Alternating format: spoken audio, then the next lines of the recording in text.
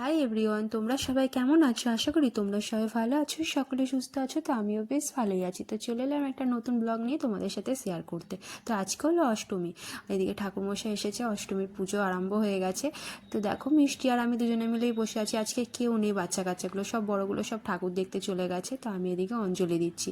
সকাল থেকে আমার সেরকম কিছু খাওয়া হয়নি। তো ঠাকুরমশাই বললো কেউ অঞ্জলি দেবে, আমি বললাম হ্যাঁ আমি দিয়ে দেবো। তো চলো আজকে অঞ্জলির পুজো আমার হয়ে গেল, কালকে পুষ্পাঞ্জলি দিয়েছি, আজকে অঞ্জলিও দিলাম। এদিকে দাদা রয়েছে, দাদা আর বাবা দুজনে মিলে বসে বসে গল্প করছিল। আজকে খিচুড়ির আইটেম ওরা ভাবছে, চিন্তা ভাবনা করছে, দেখা যাক কি হয়। এদিকে ঠাকুরমশাই হোমও আরম্ভ করে দিয়েছে। বাচ্চাগুলো সব কাঠ বেলপাতা সব জোগাড় করে রেখে দিয়েছিল। আমার কিন্তু সরস্বতী পুজো এইভাবেই কেটে যাচ্ছে, প্রত্যেক বছর আমার এইভাবেই কাটে। কিন্তু আমরা সবাই মিলে সত্যি খুব আনন্দ করি, যতই যাও খাটাখাটনি হয় একটা, কিন্তু তার মধ্যে আনন্দটাও আছে। মোটামুটি এদিকে ঠাকুরমশাই পুজো কমপ্লিট। এখন এবার প্রসাদগুলোকে সব মাখতে হবে, তারপরে জোগাড় করতে হবে, সবাইকে দিতে হবে। ঠাকুরের মুখটা খুব মিষ্টি লাগছে বলো। এদিকে ঠাকুরমশাই দেখো দুধে আলতা দিয়ে গেছে মায়ের মুখটা দেখার জন্য। আমি কিন্তু দেখতে পাচ্ছি মায়ের মুখটা, তোমরা কি দেখতে পাচ্ছ মায়ের মুখটা কত মিষ্টি লাগছে বলো তো? তো চলো এদিকে এখন প্রসাদ মাখবো। আমি আর আমার বান্ধবী দুজনে মিলে বসে পড়েছি প্রসাদ মাখতে। আমার মা টিফিনে কিছুটা দুধ রেখেছিল গয়লার কাছ থেকে নিয়ে, আর দাদা ওইটুকু, আমি তো 500 মতন রেখেছিল, আর দাদার কিছুটা দুধ নিয়ে এসেছিল। ওইটুকুন দুধেতেও কিন্তু মাখা হবে না, প্রসাদটা ভালোভাবে ভিজবে না। তো মা এক বালতি জল নিয়ে এসে রেখে দিয়েছিল আগে থেকে, যে জল দিয়ে মাখবি, অত দুধ কোথায় পাবো। তো আমি তো একা হাতে অত মাখতে পারবো না। আমাদের মোটামুটি 1 কেজি চিড়ে রয়েছে, আর এদিকে 500 মুরগি রয়েছে, 500 বাতাসা রয়েছে, আর ফলকুচোও রয়েছে। তো আমরা তো সবাই রয়েছি, তারপরে রাস্তাঘাটেও লোকজন আছে, বাড়ি বাড়ি তো সবাইকে দিয়ে আসতে হবে যারা চাঁদা দিয়েছে। তো চলো দুজনে মিলে এদিকে মাখা আরম্ভ করে দিয়েছি। আমাদের মোটামুটি ওদিকে মাখা কমপ্লিট। প্রসাদ আমরা সবাই মিলে একটু একটু করে খেয়ে নিলাম। এবার বেরিয়ে পড়লাম প্রসাদ বিতরণ করতে। তো এখানে আমাদের পেট্রোল পাম্পে যাব। পেট্রোল পাম্পে প্রত্যেক বছর ওরা চাঁদা দেয়, তো প্রসাদও আমরা দিতে আসি। তো চলে এলাম পেট্রোল পাম্পে প্রসাদ দিতে। একটু লজ্জা লজ্জা লাগে, কাদা লোকজন থাকে তো সেই জন্যে। তো চলো, দাদা আর এদিকে বাবা প্ল্যান করে ফেললো আজকে খিচুড়ি হবে, আজকে ওদের খিচুড়ি রান্না করতে হবে। সকাল থেকে পুজো ব্যস্ততা, তার মধ্যে আবার খিচুড়ি প্ল্যান। আমি ভেবেছিলাম পুজোটা হয়ে যাক তারপরে, কিন্তু না, শুনবে না। তো চলো আমরাই খেটে মরতে হচ্ছে আমাদেরকে, আর কি করব। এদিকে এখন বাসনগুলো সব ধুতে যাব। বাসনগুলো সব নিয়ে এসে রেখে দিয়েছিল, দাদারা কেউ ধুলো না, এবার আমাদেরকেই সব দিয়ে ধোয়া করাচ্ছে। আমি এদিকে ধুতে চলে গেছি, আর বাচ্চাগুলোকে বললাম সব জলব, ওরাও ধুচ্ছিল। সবাই মিলে একসাথে হাতে হাতে কাজ করছিলাম। এখনো বৌদিরাও কেউ আসেনি। এদিকে দেখো বাসনগুলো তো নিয়ে ওরা রাখাই থাকে, নোংরা হয়তো থাকে, মাকড়সা বা কিছু পড়ে থাকে। তো আমরা বললাম একবার ধোয়াই দিয়ে দিই, কিন্তু ওরা ধুয়ে মেজেই রাখে।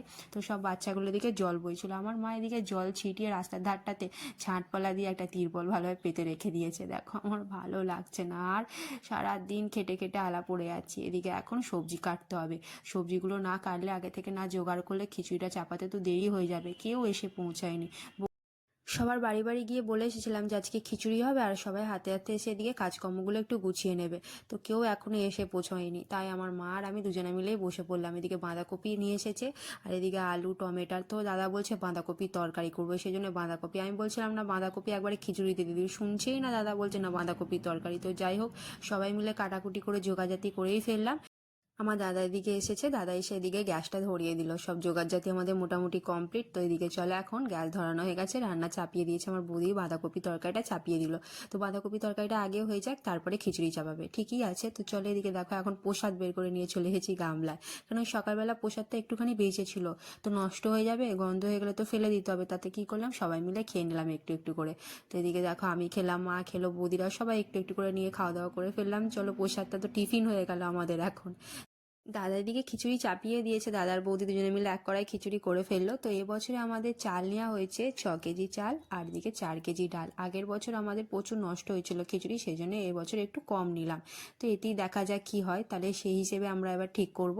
তো দেখো এদিকে ওপাড়া থেকে সবাই চলে এসেছে, তো ওরা একটু আদিবাসী নাচ করছে, আমিও তার সাথে সাথে একটু আদিবাসী নেচে ফেললাম। খুব ভালো লাগছিল ওদের সাথে আদিবাসী নাচ করতে।